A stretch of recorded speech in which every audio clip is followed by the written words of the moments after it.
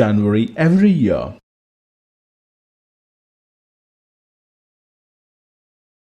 At the end of this lesson, you should be able to describe the underlying conflict in the making of a democratic constitution in South Africa. Explain why we need a constitution. State the provisions included in a democratic constitution. Describe what makes India a democracy. Explain why the Preamble is considered as the soul of Indian Constitution.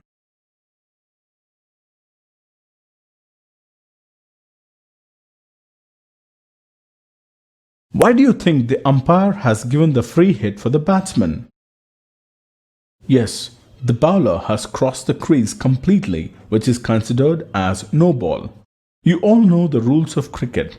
Similarly, in football, the player should not touch the ball with his hand. In every game, we have some rules, and these rules help define the game and help us distinguish one game from another.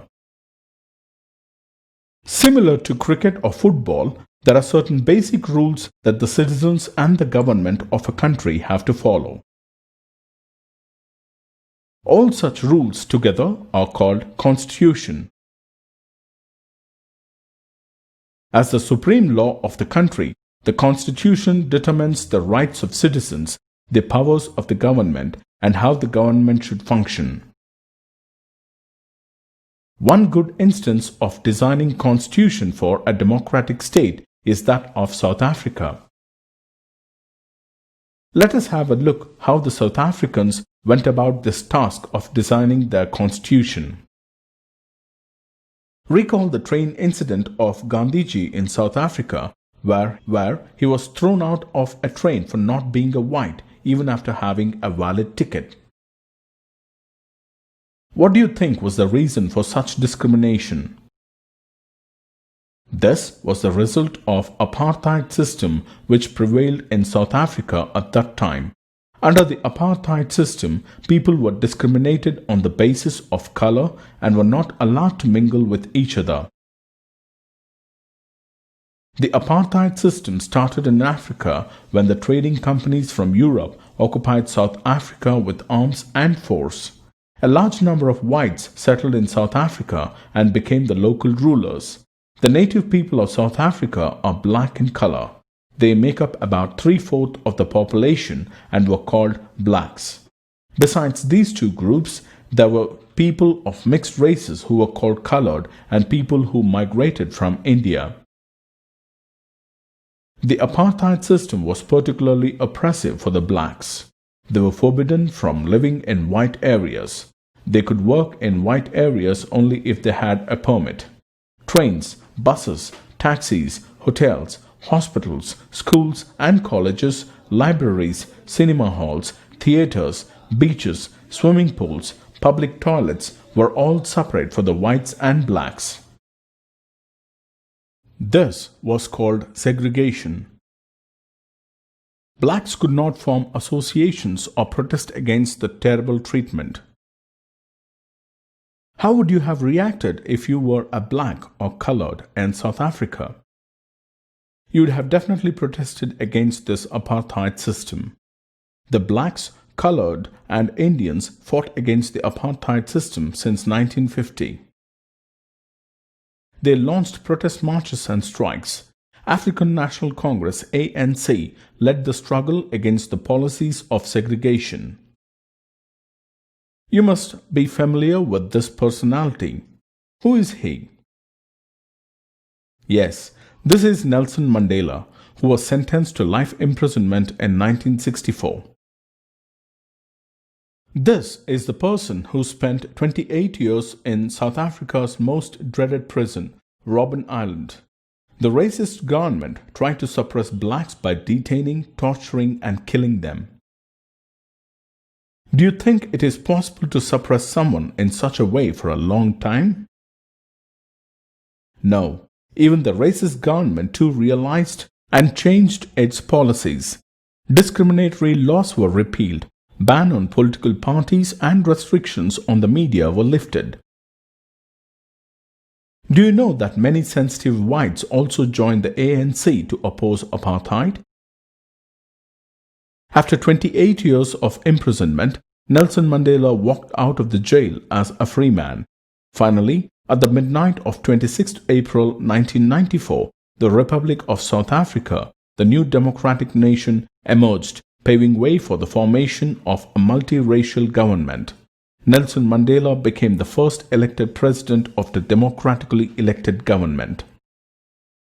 New South Africa was formed on the base of equality for all races and men and women on democratic values, social justice and human rights.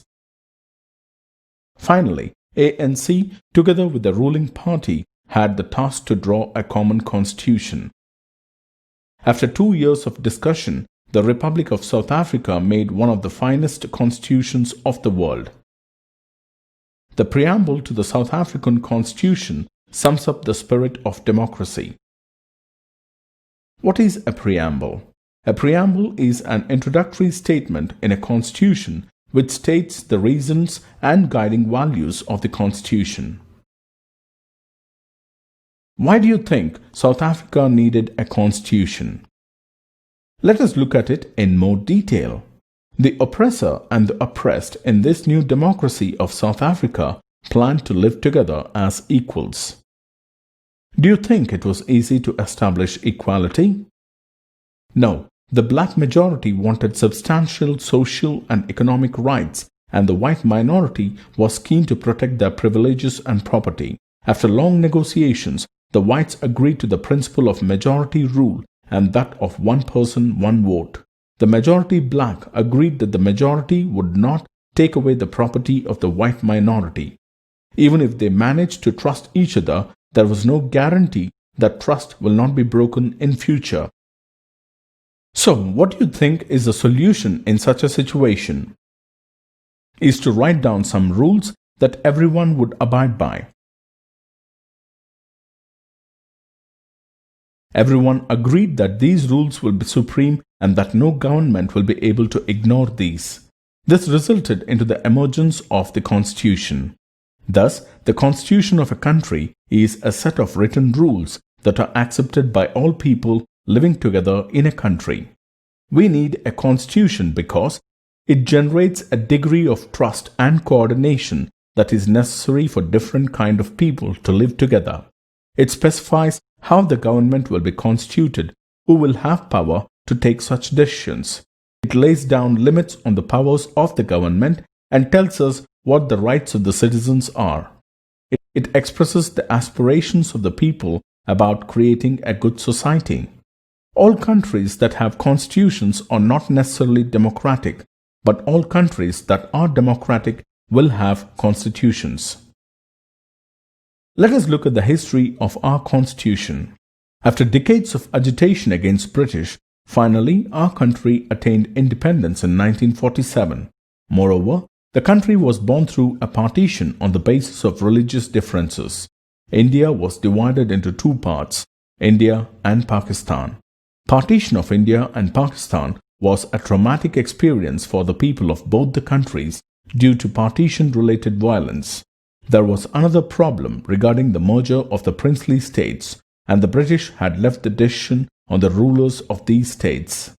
There were sharp differences of opinion within the freedom struggle about the path India should take after independence. Imagine yourself as a citizen of India during independence.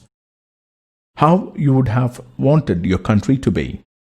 You all may have different opinions about some basic ideas like equal rights for every citizen, participation of the citizens in decision making, etc. are accepted by everyone. Indian Constitution was written based on these basic ideas. Indian Constitution dates back to 1928 when Motilal Nehru and 8 other Congress leaders drafted a constitution for India.